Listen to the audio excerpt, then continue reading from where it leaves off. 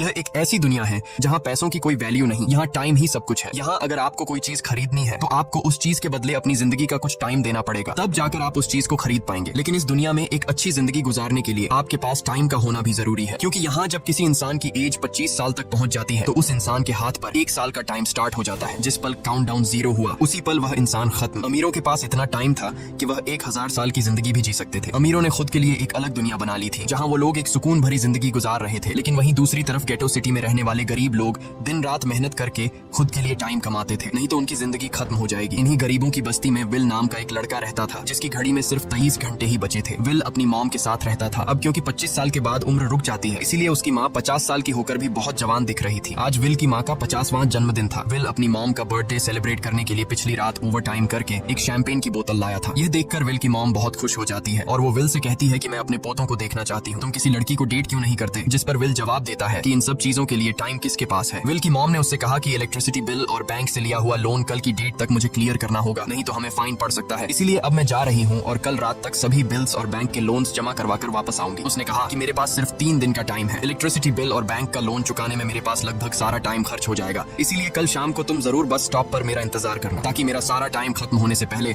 मैं तुमसे कुछ टाइम ले सकूं। इस पर विल ने कहा ठीक है, मैं टाइम पर पहुंच जाऊंगा। जाने से पहले विल की माँ विल के हाथ को छूकर उसकी बॉडी में 30 मिनट ट्रांसफर करती है ताकि विल अच्छा नाश्ता खरीद कर खा सके। इसके बाद दोनों अपने अपने काम पर निकल गए। रास्ते में विल के पास एक छोटी बच्ची आती है। वो विल को एक कैप्सूल देकर विल से उसका थोड़ा सा टाइम मांगती है। विल मुस्कुराते हुए उस छोटी बच्ची को कैप्सूल में अपनी जिंदगी का 5 मिनट का टाइम दे देता है और वह चली जाती है। यहाँ हमें पता चलता है कि यह लोग अपने टाइम को एक कैप्सूल में स्टोर भी कर सकते हैं, जिससे यह लोग कभी भी यूज और ट्रांसफर कर सकते हैं। इसके बाद विल काम के लिए फैक्ट्री पहुंच जाता है। काम शुरू करने से पहले वह कॉफी लेने जाता है, लेकिन वहाँ वह देखता है कि हर एक चीज का दाम डबल हो गया है। जहाँ पहले कॉफी 2 मिनट की मिलती थी, अब उसका प्राइस डबल होकर 4 मिनट हो चुका है। यहाँ पर कभी भी किसी चीज का भी दाम बढ़ा दिया जाता है बिना किसी अनाउंसमेंट के। ये बात विल को बहुत बुरी लगती है। मजबूरी में विल ने भी कॉफी के लिए अपनी जिंदगी के 4 मिनट पे किए और काम पर लग गया। दिन भर के काम के बाद रात के वक्त विल अपने दोस्त के साथ एक बार में जाता है। विल का दोस्त एक नंबर का शराबी था। वह हर वक्त शराब के नशे में टली रहता। विल का दोस्त विल को इशारे में बताता है कि वह आदमी सबको फ्री में दारू पिला रहा है और उसके पास बहुत ज्यादा टाइम है। ये सुनकर विल ने जब उस आदमी की तरफ देखा तो उसे चारों तरफ से लड़कियों ने घेरा हुआ था। विल की जब उस आदमी की घड़ी पर नजर गई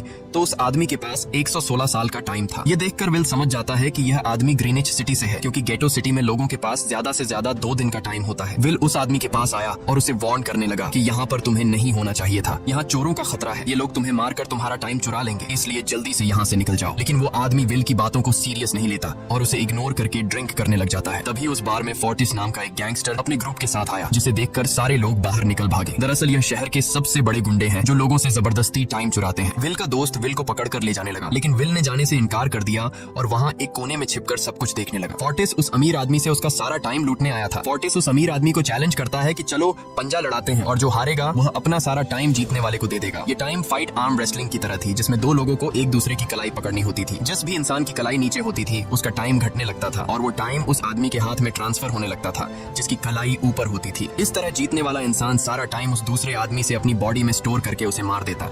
फोर्टिस उस आदमी से कहता है क्या तुम इसके लिए तैयार हो? इस पर उस अमीर आदमी ने कहा कि मैंने बहुत ज्यादा ड्रिंक की हुई है, इसलिए मुझे कुछ टाइम चाहिए, उसके बाद मैं तुम्हारे चैलेंज के लिए तैयार हूँ। फोर्टिस कहता है कि ठीक है, ये तुम्हारी आखिरी ख्वाहिश है, जाओ मैं तुम्हें तैयार होने के लिए कुछ मिनट देता हूँ। फोर्टिस उसके साथ अपना एक आदमी भी भेज देता है ताकि यह भाग न सके। वो अमीर आदमी बाथरूम में आकर बहुत ज्यादा उल्टियां करने लग जाता है क्योंकि उसे काफी चढ़ गई थी, इसलिए अगर वो इस हालत में फोर्टिस से पंजा लड़ता तो इस अमीर आदमी का हारना कंफर्म था। तभी विल वहाँ पर आ जाता है। वो फोर्टिस के आदमी को मारकर उस अमीर आदमी को अपने साथ उस जगह से बाहर निकाल लेता है और उसे फोर्टिस से बचाकर एक सेफ जगह पे ले आया। विल ने उस अमीर आदमी से कहा कि मैंने तुमसे कहा भी कि तुम्हारी जान को खतरा है, तुम जानबूझकर अपना टाइम क्यों बर्बाद कर रहे हो? वो आदमी विल को अपना नाम हेनरी बताता है और वो विल से पूछता है कि तुम्हारी उम्र कितनी है? विल ने बताया 28 साल। हेनरी ने कहा मेरी उम्र 105 साल है और अब मैं जिंदगी से थक चुका हूँ। मैंने अपनी लाइफ में हर एक चीज का मजा लिया है और अब मुझे इस जिंदगी की जरूरत नहीं है, मैं जीना नहीं चाहता। ये सुनकर विल ने हैरानी से पूछा आखिर तुम कहना क्या चाहते हो? इस पर हेनरी ने कहा लगता है तुम अब तक हकीकत से अनजान हो। क्या तुमने कभी सोचा है कि इस दुनिया में अलग अलग टाइम जोन्स क्यों बनाए गए हैं? आखिर क्यों तुम्हारे टाइम जोन गेटो में किसी भी वक्त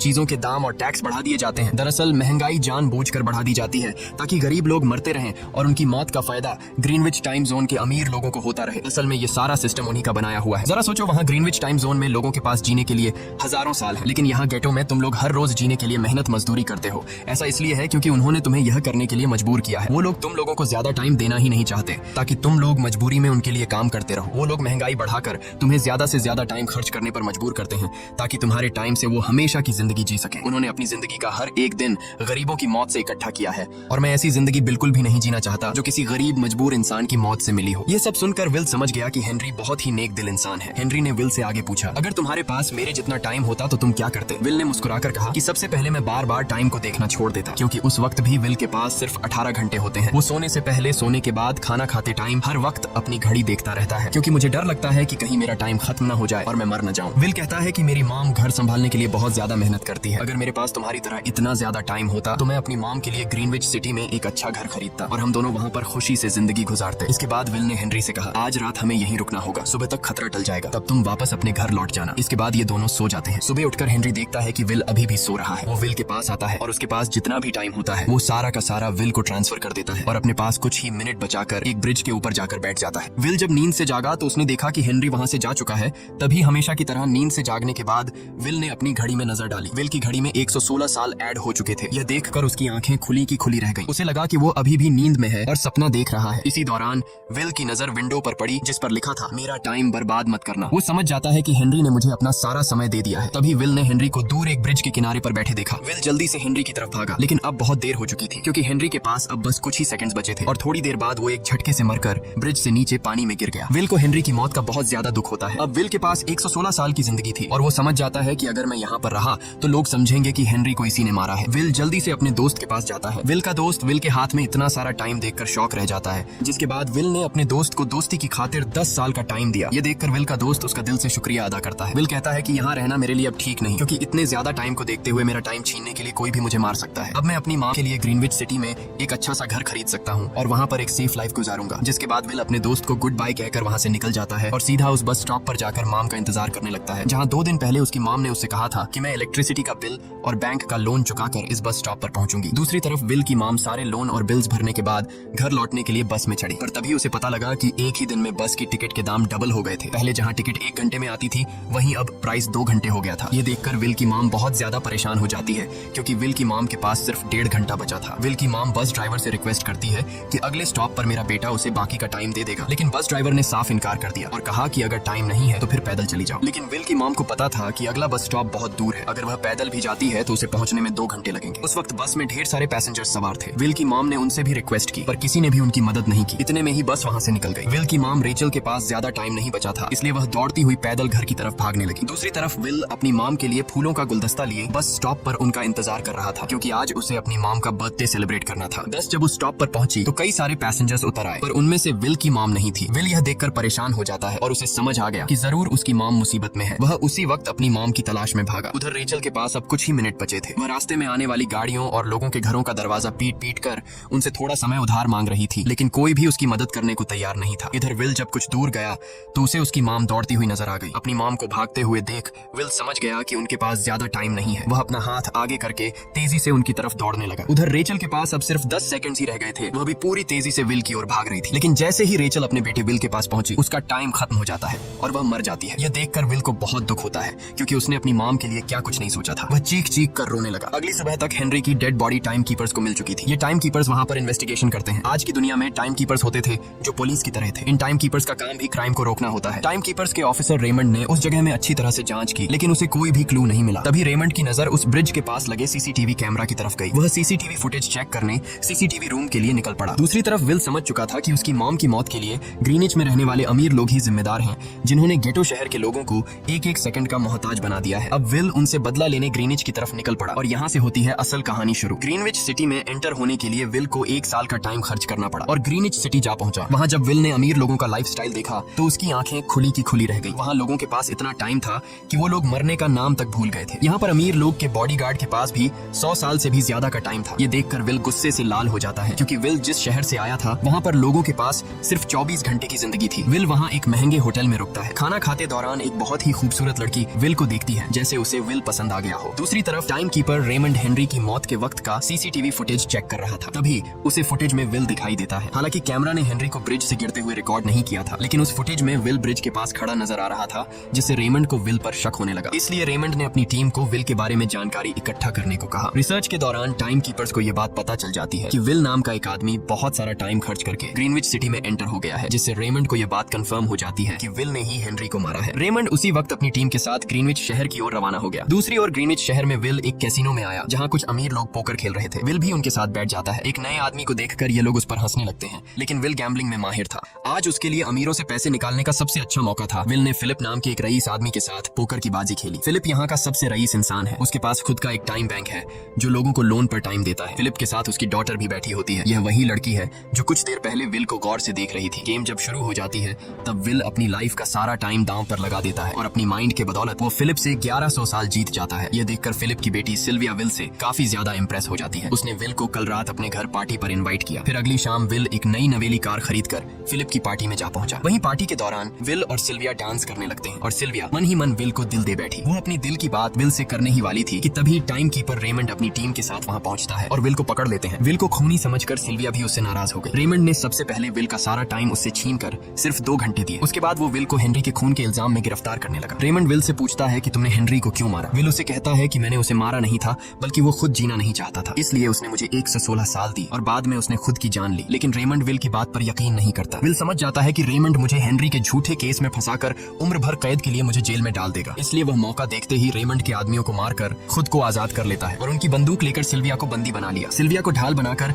विल उसे साथ लेकर भाग निकला और रेमंड और उसके आदमियों को चकमा देता हुआ वापस गेटो शहर आ पहुंचा। इस दौरान विल के पास टाइम काफी कम बचा था। उसने सिल्विया से कुछ टाइम उधार मांगा, लेकिन सिल्विया ने उसे 1 सेकंड भी देने से इनकार कर दिया, क्योंकि वह भी उसे हेनरी का खूनी समझ रही थी। इसलिए वो और तेजी से गेटो शहर की तरफ कार दौड़ाता है ताकि वहां पहुंचकर किसी से टाइम उधार ले सके। जल्दबाजी में उसका ध्यान आगे सड़क पर बिछी कंटीली तारों पर नहीं पड़ता, जिससे टकराते ही विल की कार ब्रिज से नीचे गिर जाती है। इस एक्सीडेंट में विल और सिल्विया बेहोश हो गए। असल में रास्ते में वह कांटे फोर्टिस और उसकी गैंग ने बिछाए थे। फोर्टिस ने देखा कि सिल्विया के पास 10 साल का टाइम था। वो सिल्विया का सारा टाइम चुरा कर वहां से निकल जाते हैं। इतने में ही विल और सिल्विया को होश आया। सिल्विया ने जब अपने हाथ की तरफ देखा तो वो परेशान हुई, क्योंकि उसके पास सिर्फ 30 मिनट ही बचे थे और विल के पास भी कुछ मिनट ही बचे थे। पर फिर भी उसने सिल्विया को अपने कुछ मिनट दिए, जिससे इन दोनों का टाइम बराबर हो गया। इसके बाद विल सिल्विया को लेकर जल्दी से अपने दोस्त के घर जाता है, जिसे उसने 10 साल दिए थे। जब उसके दोस्त की वाइफ ने दरवाजा खोला और उसने विल को देखा तो उसने विल से नाराजगी जताते हुए कहा, तुम्हारे दिए हुए 10 साल ने मेरे हस्बैंड की जान ले ली। उसने सारा टाइम शराब में उड़ा दिया, जिससे उसकी मौत हुई। ये सुनकर विल मायूस हो गया, लेकिन अब इन दोनों के पास भी ज्यादा टाइम नहीं था। अगर यह दोनों जल्दी से कुछ नहीं करते तो इनकी भी मौत पक्की थी। तभी विल ने सिल्विया के कानों में ईयरिंग देखी जो हीरे की थी। उसे बेचकर विल और सिल्विया को 2 दिन का टाइम मिल गया। इसके बाद विल सिल्विया को लेकर फोन बूथ पर आया। उसने सिल्विया के पिता फिलिप को कॉल किया और बताया कि उसकी बेटी अब तक सही सलामत है। उस वक्त रेमंड भी फिलिप के पास ही मौजूद था और विल को भी पता था कि रेमंड भी वहाँ मौजूद है। विल ने सिल्विया को छोड़ने के बदले 10,000 साल का टाइम मांगा और वो 10,000 साल टाइम बैंक के जरिए गरीब लोगों में बांटने को कहा और कल सुबह तक का टाइम दिया। हालांकि फिलिप के लिए यह रकम कुछ भी नहीं थी, पर फिलिप किसी भी कीमत पर गरीबों को टाइम नहीं देना चाहता था। इधर विल सिल्विया को अपने घर ले आया, जहाँ पर दोनों सुबह होने का इंतजार कर रहे थे। इसी दौरान सिल्विया ने विल से पूछा कि उसकी फैमिली कहाँ है। इस पर विल ने बताया कि पिछली रात ही टाइम न होने की वजह से मेरी माँ की डेथ हुई। ये सुनकर सिल्विया को बहुत बुरा लगता है और उसे एहसास होता है कि यहाँ गरीब लोग हर पल मौत के डर में जीते हैं। उन्हें एक दिन का टाइम कमाने में कितनी मेहनत करनी पड़ती है। अगली सुबह बैंक खुलते ही विल और सिल्विया खिड़की से बैंक पर नजर रखने लगे, लेकिन बैंक ने गरीबों में टाइम नहीं बांटा। सिल्विया ये देखकर बहुत मायूस हो गई कि टाइम के आगे उसके पिता के लिए अपनी बेटी की भी कोई कीमत नहीं थी। अब सिल्विया को समझ आ गया कि उसके पिता सिर्फ बिजनेसमैन नहीं है, बल्कि वो इस सिस्टम के हेड हैं। वो गरीब लोगों की मौत से अपनी जिंदगी के साल जमा करते हैं। सिल्विया को यूं मायूस देखकर विल ने उसे वापस घर भेजने का फैसला किया। वो उसे फोन बूथ पे ले आया और अपने पिता को कॉल करके अपने लिए मदद बुलाने को कहा। इस दौरान विल सिल्विया को वेपन भी दे देता है ताकि वो खुद की हिफाजत कर सके। इधर सिल्विया फोन पर अपने पिता से बात कर रही थी कि तभी टाइम कीपर रेमंड चुपके से वहां आ पहुंचा और विल पर गन तान दी। रेमंड विल पर गोली चलाने ही वाला था कि तभी सिल्विया ने रेमंड को देख लिया और घबराहट में रेमंड पर गोली चला दी। ये देख विल घबरा कर रेमंड के पास आया। हालांकि वो गोली रेमंड के हाथ को छूकर निकल गई थी। रेमंड के हाथ से बहुत खून निकल रहा था। विल ने रेमंड की घड़ी देखी। रेमंड के पास सिर्फ 2 घंटे बचे थे। दरअसल टाइम कीपर्स को भी सैलरी के तौर पर हर रोज 1 दिन का ही टाइम मिलता था। विल समझ गया कि जब तक रेमंड के पास उसके टीम वाले पहुंचेंगे तब तक रेमंड का ज्यादा खून बहने की वजह से उसकी मौत हो गई होगी। इसलिए विल रेमंड को 2 घंटे का टाइम देते हुए रेमंड की कार को लेकर वहां से निकल गया। रेमंड को गोली मारकर अब सिल्विया भी क्राइम लिस्ट में आ चुकी थी। हालांकि विल ने सिल्विया से कहा कि वो अभी इन सब से निकल सकती है, लेकिन ग्रीनिच में सिल्विया की जिंदगी पिंजरे में कैद पंछी की तरह थी। उसके पिता फिलिप ने उस पर बहुत सारी पाबंदियां लगा दी थी, पर यहाँ आकर उसे आजादी का एहसास हो रहा था, क्योंकि यहाँ वो अपनी मर्जी की मालिक थी। और सिल्विया समझ जाती है कि यहाँ पर लोगों के साथ गलत हो रहा है। अब वह भी गरीबों को उनका हक दिलाने में विल के साथ थी। विल और सिल्विया ने मिलकर अमीरों को लूटना शुरू कर दिया। सिल्विया, जो कि ग्रीनिच सिटी के चप्पे चप्पे से वाकिफ थी, इसलिए इन दोनों ने प्लान बनाया कि वो ग्रीनिच सिटी में बैंक से टाइम कैप्सूल चुराएंगे और उनको गरीबों में बांट देंगे। सिल्विया ने सबसे पहले अपने पिता फिलिप के कई सारे बैंक्स में डाका डाला, क्योंकि फिलिप ने गरीबों की मौत से वह सारा टाइम इकट्ठा किया था। इन दोनों ने तिजोरी से सभी टाइम कैप्सूल एक बैग में पैक करके वहां से निकल गए और उन्हें गरीबों में बांटने लगे। इतनी बड़ी चोरी करने के बाद अब सरकार भी इन दोनों से तंग आ चुका था। इसीलिए सरकार ने इन दोनों के सर पर 10 साल का टाइम इनाम रख दिया। ये खबर सुनते ही गैंगस्टर फोर्टिस अब इन दोनों को कुत्ते की तरह ढूंढने लगा, लेकिन विल और सिल्विया हर रोज अपना ठिकाना बदलते रहते थे, जिससे वो किसी के हाथ नहीं आते थे। ये दोनों एक होटल में छुपे हुए थे। इनके पास टाइम की कमी तो थी नहीं, इसलिए उन्होंने पूरे होटल को ही बुक कर लिया था। फोर्टिस इन दोनों की तलाश में उस होटल के बाहर आ पहुंचा। वहाँ उसने कुछ लोगों को पकड़कर उनसे विल और सिल्विया के बारे में पूछने लगा, लेकिन उन लोगों पर विल और सिल्विया के बहुत एहसानात थे, इसलिए ये लोग मरने के लिए तो तैयार थे, पर विल और सिल्विया का ठिकाना बताने के लिए तैयार नहीं थे। लेकिन जब फोर्टिस ने उन लोगों पर बहुत ज्यादा जोर जबरदस्ती की, तो उनमें से एक बंदा मौत के डर से फोर्टिस को उस होटल के बारे में बता देता है जहाँ विल और सिल्विया छुपे हुए थे। जिसके बाद फोर्टिस फौरन अपनी गैंग के साथ वहाँ पर पहुंच जाता है और इन दोनों को पकड़ लेता है। अब विल और सिल्विया का उनसे बच पाना नामुमकिन था। फोर्टिस ने विल को एक टेबल पर बैठा दिया और उसे टाइम फाइट के लिए चैलेंज किया। विल समझ गया कि अगर मैंने चैलेंज से इनकार किया तो फोर्टिस के गैंग वाले लोग मुझे मार देंगे, इसलिए क्यों ना आज इसके साथ पंजा आजमाया जाए। फोर्टिस और विल ने एक दूसरे की कलाई पकड़ ली और मौत का खेल शुरू हुआ। फोर्टिस माहिर खिलाड़ी था, उसने शुरुआत में ही विल का हाथ नीचे कर दिया, जिससे विल का टाइम तेजी से फोर्टिस में ट्रांसफर होने लगा। लेकिन विल बिल्कुल जोर ही नहीं लगा रहा था, जैसे कि वो जानबूझकर हार रहा हो। पर जैसे ही विल के पास अपनी लाइफ के 3 से 4 सेकंड बचे, तभी विल ने अपनी पावर दिखाई और एक झटके से फोर्टिस का हाथ नीचे कर दिया। फोर्टिस की आंखें खुली की खुली रह गईं। वो पूरा जोर लगाकर अपना हाथ ऊपर करने की कोशिश कर रहा था, लेकिन विल की ताकत के आगे वो ढीला पड़ चुका था। ये देख फोर्टिस के आदमियों का ध्यान फोर्टिस की घड़ी पर अटक गया। अब उनका बॉस मरने वाला था। इतने में ही मौका पाकर विल ने अपने जूते से गन निकाली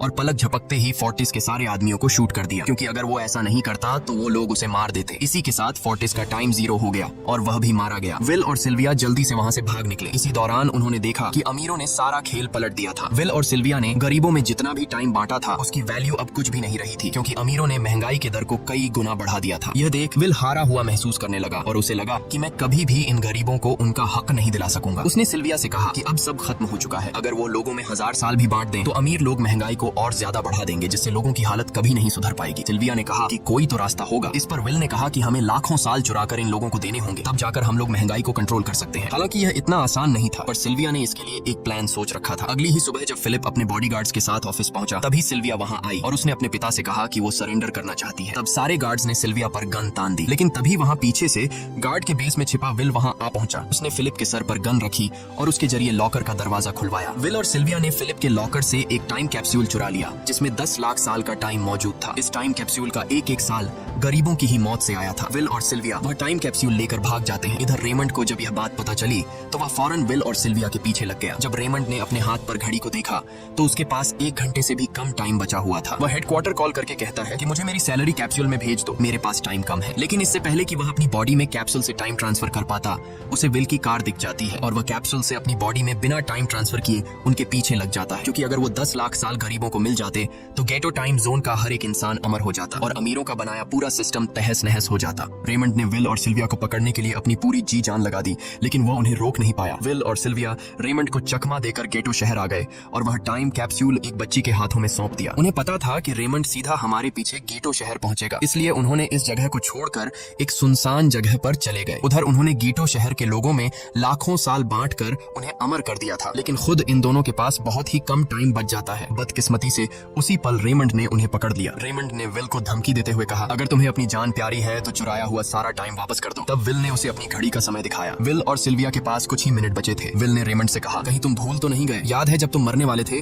तो मैंने तुम्हें कुछ टाइम उधार दिया था, टाइम तो तुम्हें मुझे वापस करना चाहिए। यह सुनकर रेमंड को याद आया कि विल और सिल्विया को पकड़ने की जल्दी में उसने अपने टाइम पर ध्यान ही नहीं दिया। जब उसने अपनी घड़ी पर नजर डाली तो उसके पास सिर्फ 5 सेकंड ही बचे थे, जो देखते ही देखते 0 हो गए और रेमंड मारा गया। विल और सिल्विया रेमंड से तो बच गए थे, पर इन दोनों के पास भी अब सिर्फ एक मिनट ही बचा था। ऊपर से उस सुनसान इलाके में उनकी मदद करने वाला भी अब कोई नहीं था। उन्हें अपनी मौत साफ नजर आ रही थी। इन दोनों ने मायूस होकर एक दूसरे को गले लगाया और तभी विल को रेमंड की कार नजर आई। विल फौरन कार की तरफ भागा और वहां पहुंचकर उसने रेमंड की सैलरी का टाइम अपनी घड़ी में ट्रांसफर कर दिया। इसके बाद वह सिल्विया को भी टाइम देने उसकी ओर भागने लगा। सिल्विया भी तेजी से विल की ओर दौड़ रही थी। सिल्विया के पास कुछ ही सेकंड्स बचे हुए थे। यह बिल्कुल उसी तरह का पल था जिस तरह से विल ने अपनी मॉम को खोया था। विल ने अपनी मॉम को तो खो दिया था, पर सिल्विया को नहीं खोना चाहता था। विल सिल्विया के बिल्कुल करीब ही था, पर तभी सिल्विया विल की बाहों में गिर पड़ी। लकीली विल ने सही वक्त पर सिल्विया का हाथ थाम लिया था, जिससे उसकी जान बच गई। विल और सिल्विया की बदौलत अब डेटन शहर के सारे लोग अमर हो चुके थे। अब उन्हें 1-1 घंटे कमाने के लिए फैक्ट्रीज में काम करने की जरूरत नहीं थी। वह सभी अपने सपनों को पूरा करने ग्रीनिच शहर की ओर निकल पड़े, जिससे अमीरों का बनाया सारा सिस्टम फेल हो गया। वहीं इसी के साथ यह कहानी खत्म हो जाती है। अगर आपको वीडियो अच्छी लगी हो तो हमारे चैनल को सब्सक्राइब और वीडियो को लाइक जरूर कीजिएगा।